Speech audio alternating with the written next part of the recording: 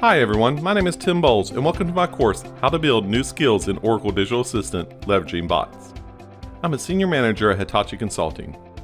The popularity of virtual digital assistants is growing at a rapid pace. The estimated number of people using digital assistants worldwide is projected to reach 1.8 billion by 2021. Knowing how to create a digital assistant will be a skill in demand for the foreseeable future. In this course, we're going to learn how to create an Oracle Digital Assistant skill that can help automate IT and business processes. Some of the major topics we'll cover include learning how to import a digital assistant and review its setup, creating a new basic skill with the Oracle Digital Assistant user interface, and modifying an Oracle Digital Assistant by adding a skill to it. By the end of this course, you will understand the choices that need to be made when creating an Oracle Digital Assistant skill.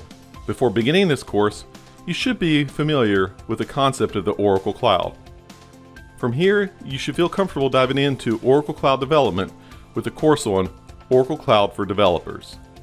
I hope you join me on this journey to learn about how to build new skills in Oracle Digital Assistants leveraging bots at Pluralsight.